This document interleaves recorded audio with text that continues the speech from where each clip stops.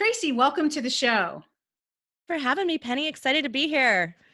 I'm excited to have you here because not only are you this amazing innovation guru as well as, the podcast master, but you also are a really productive individual, right? And you're really I know that you've got a lot of productivity tips and things that you do that work for you that would be great to share. I thought you were going to call me the podcast mistress, which is like kind of the way that I approach everything. Like everything is disciplined around here. So, it's kind of funny, but I seem like I'm a really easygoing, cool person. I have an art background, a designer background, but everything has a system and a place here. And that's how we maintain high productivity in what we do. And systems and processes just have to come out of that. So, that's interesting. I think a lot of creative people probably feel like that's an oxymoron. Like, Right. No, structure me, put me in a box. Like that's so, so how did you find that out that was essential for you, even though, does it stop you from being creative? And, and when did you find out that was so important? Yeah, that's a really great question because I don't think that I ever really realized that I was different than the other artists and designers when I was in college. I mean, I didn't intend to go to art school. It happened.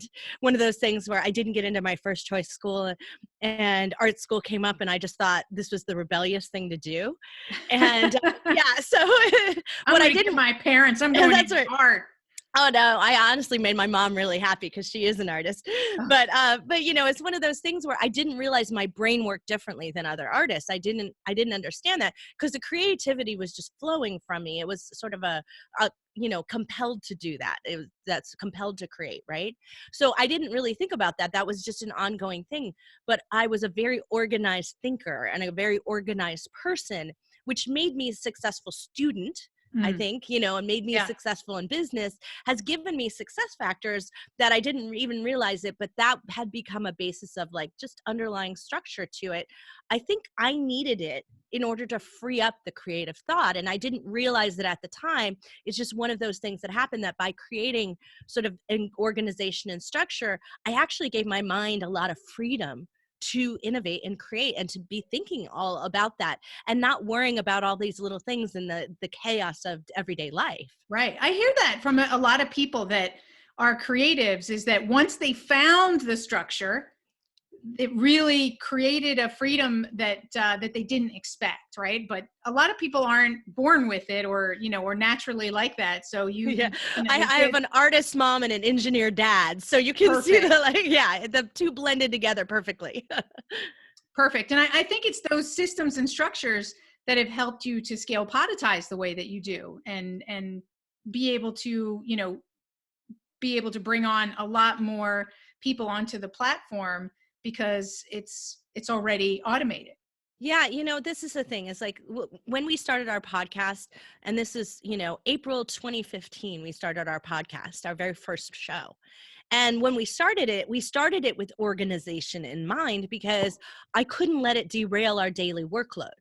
So we started out with this organization of we're only going to do 4 interviews a month. We're only going to have a half day where we record all of our other shows, like all of the other content. And we're going to do that.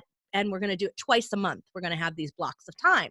So we blocked it out because we had clients and we had other things in our core business at the time that we had to structure around. So I couldn't let it derail everything.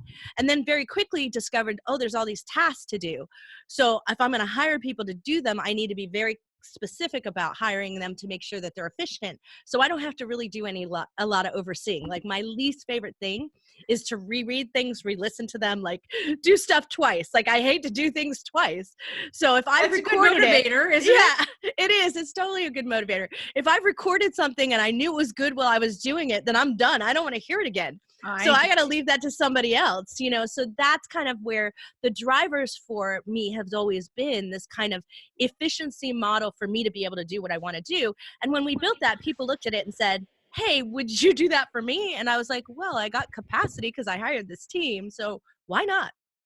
And so that's how we became. And overall, that's what we really do is we sort of look at those hard difficult things, the things that we procrastinate about, the things that we also spend too much time in, like you get like too way into it, and you know it's not actually progressive for your business in any way, shape, or form, but you get like deep dive into it because you're detail oriented and you want it to be perfect.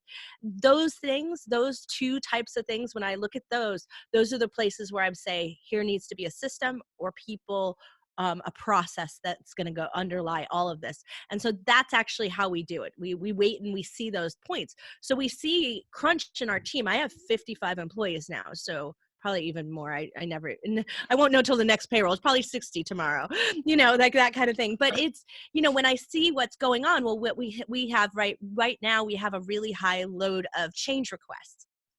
And so we look at that and we say, okay, our team's handling that, but is there a better process? Do we take all change requests and put them with one person who does them really efficiently and quickly? Or do we send them back to the original person who did the work? And, like there's a whole thought process that goes to how you then create a process to it. But it isn't until you see a bulk of things going wrong or things being difficult or stressful on you that you know that that's the place. So how do you, there's a lot of people who just tolerate that stressfulness, right? Or tolerate that problem. And, so. I have no patience. I think that's probably why that is. That's good that you have no patience. I'm a firm believer. I think there's a question that you typically ask yourself that might be different from what other people ask, right? That is sort of like your driving question. What do you think that would be that gets you to start this, domino effect of going through and finding the problem and automating or finding a system for it? Yeah, I mean, I think one of the questions that I've always asked, whether it's designing products or designing systems, right, and software and processes, is that you look at that and I say, really, does this have to be like this, right? Like that's always the fundamental question is that does this really need to be, just because this is the way things have been done or the things are done, does it have to be like that? Now, that can be very unsettling. Like it can make your team stressed if you're constantly changing things on them. Right. So you have to build a culture that accepts that change in a way. And so Tom and I, my partner and husband, we've done a ton of products over in Asia and they don't like change at all. Like they want to run the same old ugly product year over year over year. Like the last thing they want is me to come in and say, we're going to redesign this product and we're going to do it new. And oh, by the way, you're going to have to run a whole new machine to make that happen, or you're going to a whole new process to make it happen, or get a whole new material you've never used before. They like flip out and they will tell you no. And so we learned really early on how to push against that no and get buy-in. And that is essential. Yeah. Well, let's talk. I mean, I can appreciate the pushing against the no. So the way that came about for me was I used to be an application developer. And so as I started to be that interim person between the developers and the companies that I was consulting with, the first thing that my developer would say is, it's not possible. No. And I was like, now I was there and I know it's possible, right? So yeah, that's right. Say no. So, and it's possible, right? So, and that they're just in resistance.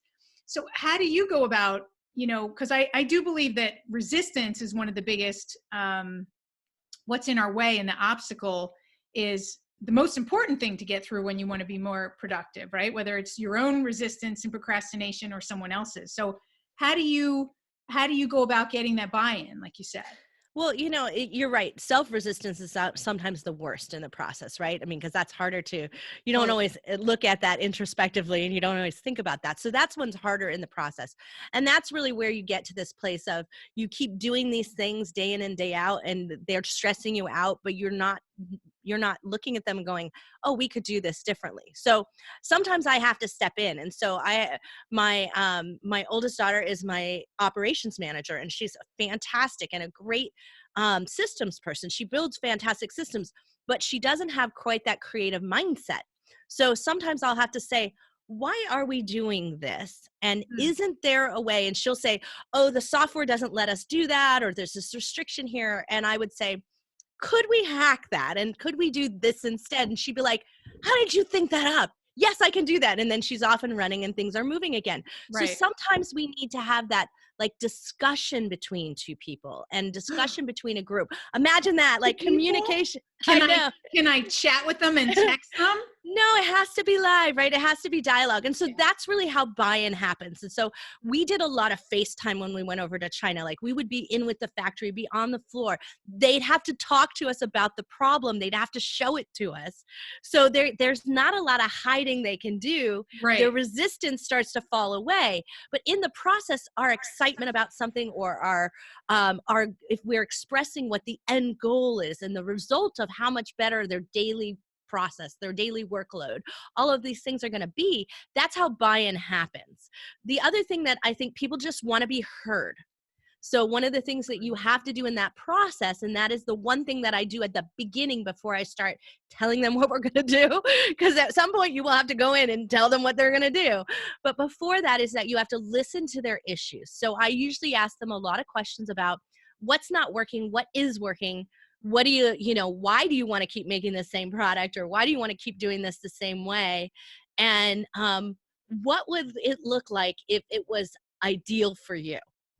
And so kind of walking through those with them, they feel like they've had input into the process. And a lot of times for me, like I don't know how to make everything, right? I mean, Right. I have a lot of experience making products. We've done 250 products. There probably isn't a material or machine I haven't touched, but I don't know it like someone who's on the line running it. And they may have great ideas that actually might make it easier for me to design or make something that I'm doing. So my ability to listen there and us ability to collaborate will really make a better product. And so at the end of the day, what I found is this makes products that are more efficient, more profitable, more buy-in happens, more excitement happens in the process. And when people are excited, products sell, services sell, right? When you're excited about them, right? You're proud of Totally. them. You tell everybody. Totally. And you made it as a team, right? I like the fact you're a lot of the things that you're talking about and overcoming these obstacles and getting buy-in is really how much, you're creating that collaboration with the team. Because if you just told them what to do, you're going to bump up against that resistance, which is what happens in a lot of organizations is there's not a lot of inclusion. Well, and we think that, oh God, we're going to have a meeting. Like it's going to like drag the timeline down. It's going to be unproductive and everything. Now, your job as the leader of that is to make sure that it is a very productive meeting. People are listening and having input and it's moving forward. So, that's a skill in and of itself. And I'm not a big fan of lots of meetings, but I do have them because at times they're so critically important to this buy-in process. And if you don't get that will bog down your systems and you will have no ability to move your company forward, to move your product design forward, or any of those things that you might be working on, your app, right? Like all of those things can happen in the process, right? They get bogged down and they don't happen and then they turn out with a poor result. And that is a part of not communicating. Absolutely. Absolutely. So let's switch gears a little bit and let's hear about some of your personal, like that's, in the business, right, side of things, but personally, what are your hacks and your shortcuts and the tools that if your machine was wiped, what would be the first things that you would install? Yeah, that's a great way to put it. I love that. So, the thing is that I have a really busy personal life too. So I've got 2 young kids, a puppy who's a year old, like I got a whole family to take care of. We work out of our home office, even though we have this many employees because we have offices that are remote. So I have to be at different time zones too. So my ability to be efficient for my personal life is essential to my sanity. Like otherwise I don't get downtime. I don't get to read a book. I don't get to do the things I love. Right. So I hardly get to sanity speak must to be important to you because you're doing something about it where some people not so much. Right. Exactly. And it is important to me because if I don't operate at top level, my team will not have the resources that they need. Like I won't be able to bring in capital. I won't be able to do the things that are necessary to keep my company floating. So nothing's sustainable in the process if I'm not.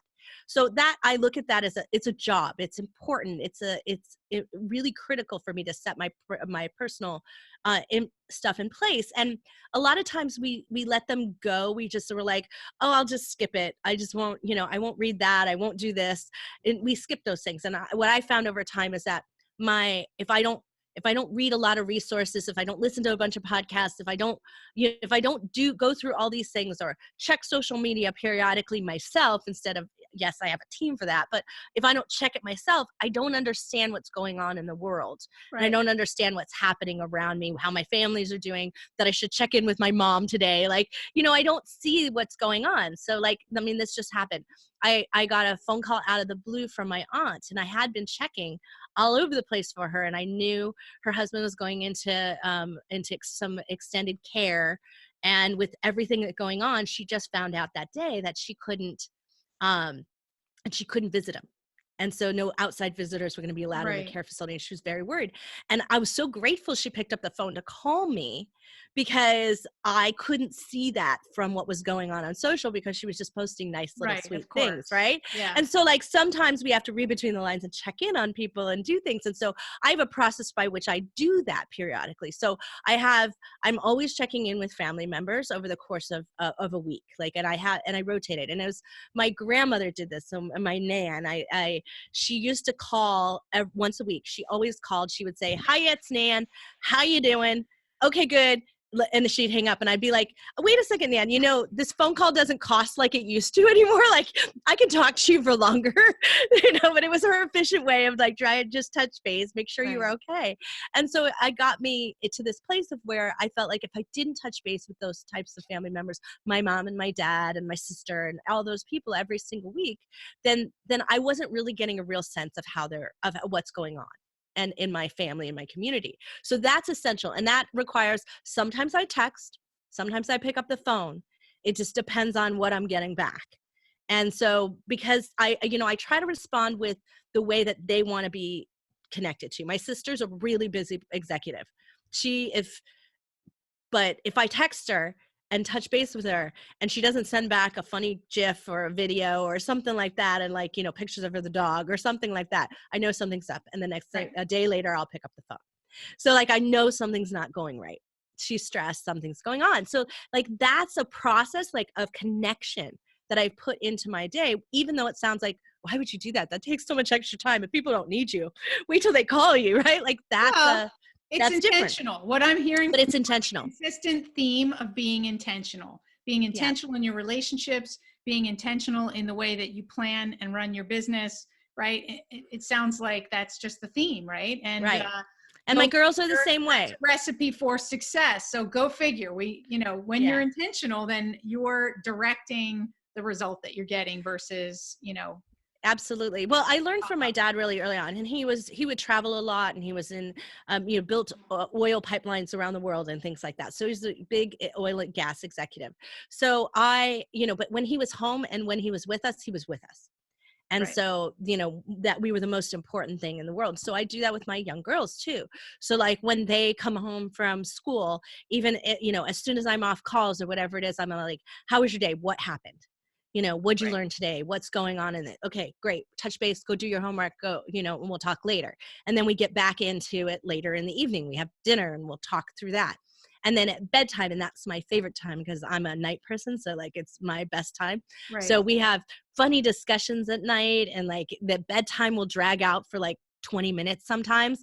And it frustrates Tom to no end. He can't stay. He wants them in bed, efficient, done, gone. Because he doesn't function well at night. He's not a night person. Right. But I'm this is my time. This is my time to really hear what's going on in the world and what cool and interesting and funny things do they say that pop out of their mouth. It's it makes my next day. Just even still thinking about it. Last night we read, my youngest and I, because she's just losing teeth, read a tooth fairy book. And her big question was, how does the tooth fairy know which house to go to and who's lost their teeth? And then she thought about it a little bit more. We talked about some ideas about how that might work. Maybe the teeth had a sensor in it. There was very creative thought process here. But cool. We ended up with a list was probably the most efficient thing. A list was made and she receives a list and the tooth fairy goes out to the homes. Like I was like, well, she came to her result. Like, this is the most efficient system. Right.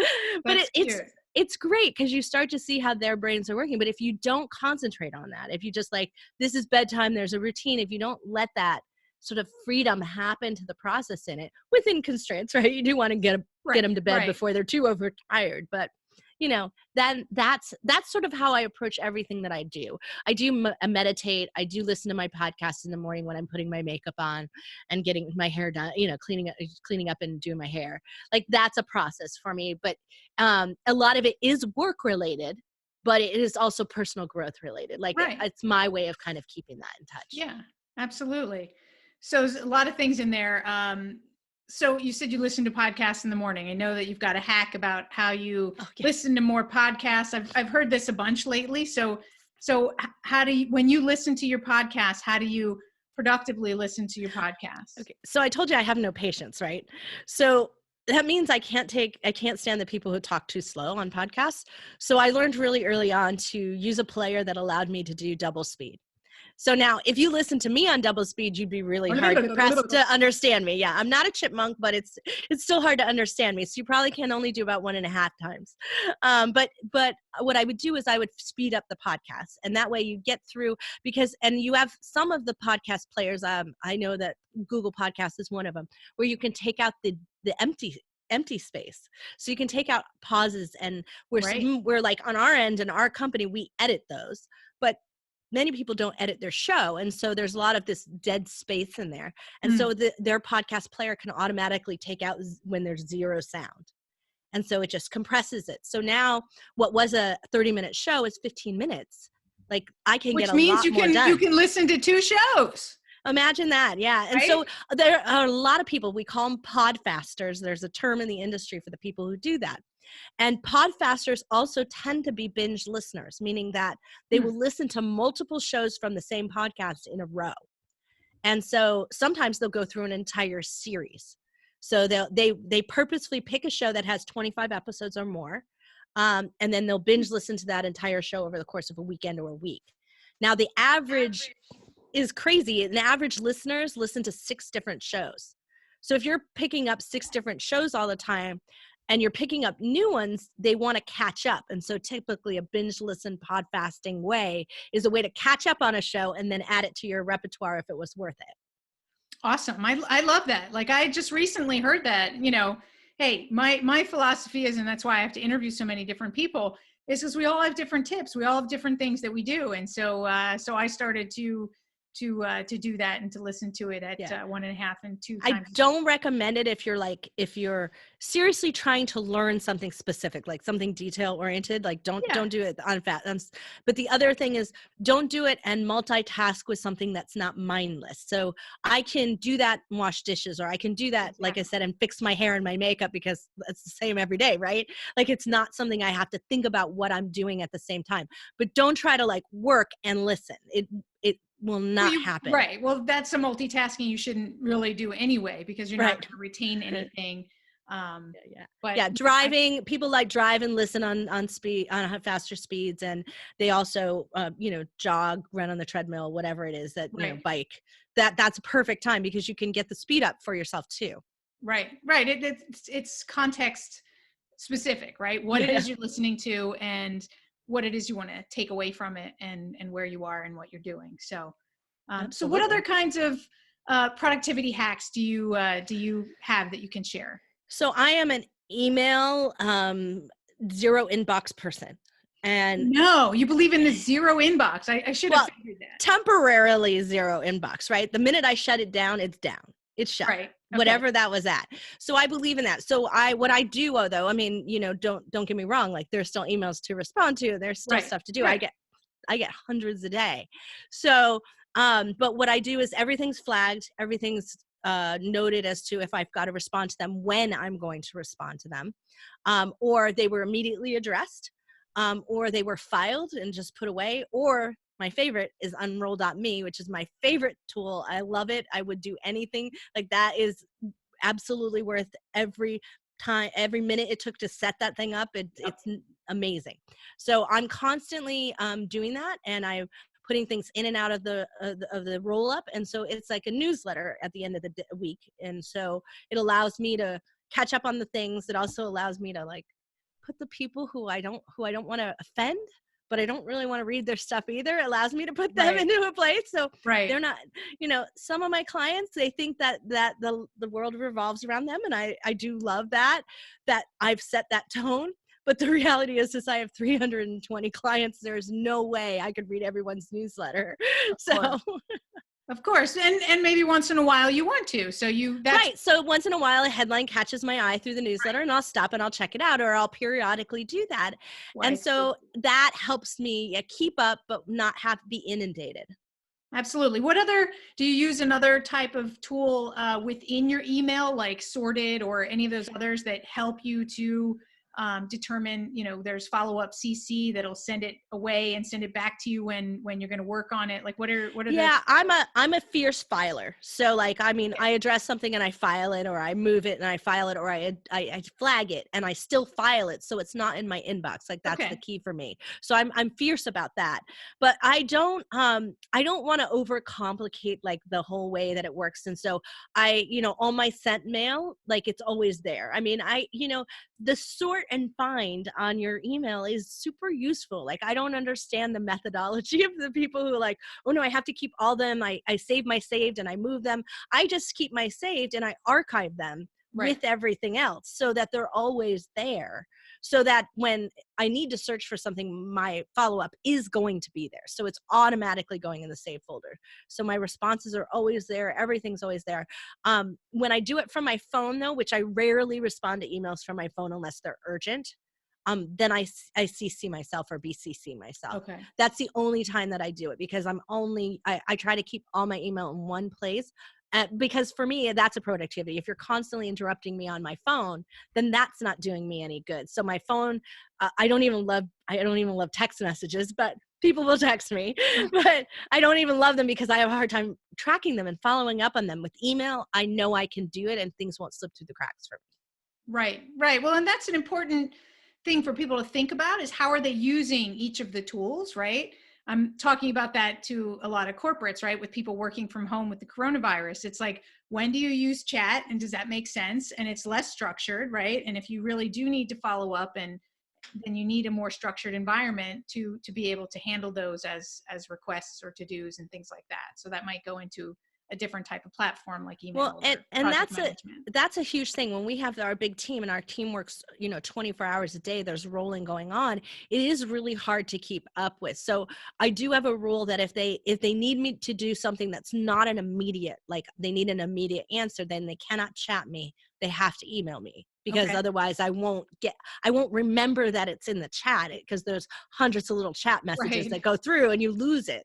Same things with texting me. Unless you really need an immediate answer, don't text me requesting something, because I'll forget about it. Right. And, and so that's kind of our rule about it. So chat is for something immediate, for getting immediate answers. Email is for something more long-term or a more report-like type follow-up. So we use Work Chat from Facebook, actually, as a part of our team. And we chose that because it was just easier with the team, because so many people were on Facebook already. And it just made an easier interplay. We had been using, a bunch of different programs over time, but the problems is that like files were in different places, and, so everything was consolidating. So this works directly. It links to our Dropbox. So when there are files to look at, it's a very easily follow through on that. So we do utilize it as a team, but it is our sole place is for immediate response.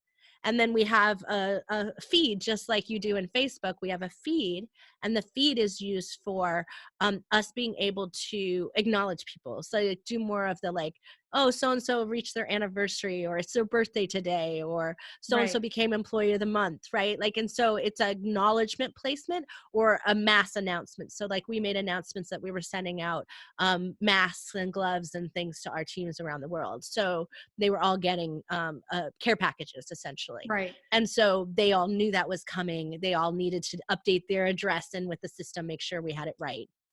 And so like those kinds of announcements, that's how we utilize it. So everybody understands how properly to use the different places. When they don't, that's when it gets messy for all of us. Absolutely. Well, and for a lot of companies, they don't have those definitions. They don't have those systems and structures, right? It comes back to that. And I don't even care, Yeah. whether you're a big team or even a small team. And I think that sometimes, I remember when I was just starting out in my technology business and, we were only 3 people to start out with, right? You'd think that it was so easy because you're all right there. And there were so many communication issues because we just assumed that each other knew and you heard me on the phone. So, but no, they didn't. They were working and their attention was somewhere else. So My team knows that like, I do not hear anything in the office. Like I have a great ability to shut out everything. Shut it out. So you could even talk to me. And if I didn't look up and acknowledge you, then you are not talking to me. So, they know that. And so we always operate in that mode. And because I'm married to my partner, my business partner, like if we did that, we'd spend the entire free time we had talking about work. Right. So what we got to is this comfort zone of, if I need to know about it, you're going to tell me about it here, in chat. If I need to do something for you, you're going to email me and ask me to do a task for you. And otherwise, we're just trusting that the other person does it and is on top of the things. And when we need to have a meeting or a discussion, we will have it, but not on our free time. Not that we don't talk work. We don't have a restrictive. We learned over the years, because we've worked together we've been worked and married to 28 years together, on and off over the 28 years we've worked together. Right. And we learned over time that to be restrictive and say, after 5 p.m. we can't talk about work anymore, or we're going to go on a date. Too tight. It's too restrictive for creative people, because the creative process, the innovative thinking happens at any time. And so we do have a sensitivity and understanding between the two of us that when I'm not in the mood, or he cannot handle one more word, like I said, after 9 p.m., not good, right? Can't talk to, like, we know not to talk to each other at those times. Then we know to bring it up again at a different time. But other than that, we just don't have that kind of restrictive level, which gives us actually a freedom to not talk about work a lot, because we don't feel like we got to cram it in. Absolutely. And then that's a key thing for people that work together, is setting some rules and boundaries. And I want to bring this full circle to what we started talking about, was you said that you talk to people about what's working and what's not working. Some very basic, simple things to do is to step back, right? And ask those simple questions so that you can use that to come up with rules and boundaries and guidelines and systems that are going to support you and your organization.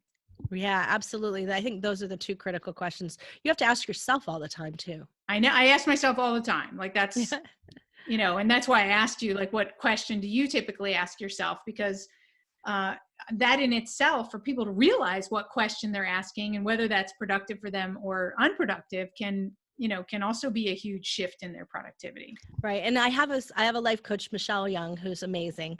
And Michelle always says, and how's that serving you? Like, how's that working out for you? Right. So like when you use that excuse side of things, like, yeah, this is like really stressful, but the minute you say that in there, her response would be, and how's that working out for you? Yeah. Right. And so like, that's what you need to keep reminding yourself, is to like push those multi-layers of questions on yourself. It's like, and is that acceptable? Right. Absolutely. Well, thank you so much. Is there anything else that you wanted to share before we end today's show? No, I think that people don't realize sometimes there is a comfort, like they think of organization as restrictive.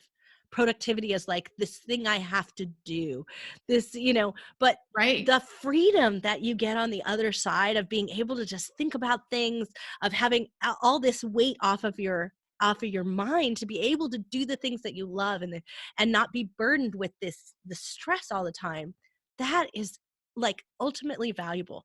I pack more into my day than most people do in a month. And I'm okay with that, because I feel the systems that I have in place don't make me feel like it's a burden on my brain, on my heart, on my soul, right? So finding those for yourself, don't be afraid of that. Don't be afraid of those organizational things. And also don't be afraid to say, that one's not working for me. Like, do ones that feel right for you. Right. Awesome. Well, thank you so much. So where can people find out more about you, your podcast, and the other avenues of what you're working on? Well, you can find out a ton about us on poditize.com. Our podcasts are big ones are Feed Your Brand and The Binge Factor. I also have podcasts for product designers called Product Launch Hazard. So there's a bunch out there. I think the best way to do it is just Google my name and remember that there are 2 Z's in Hazard. So Tracy with no E, Tracy Tracy Hazzard with 2 Z's, and you'll find a ton of content. She's out there. Awesome. Thank you, Tracy. You're welcome. There you go. And thank Such you all good for being questions. here. Yeah, thank you all for being here, because what your goal and your aim is, how can you take back time? That's the name of the show. And today you're going to take back time through systems and organization. Now, the next step is yours. My name is Penny Zanker, and this is Take Back Time. We'll see you in the next episode.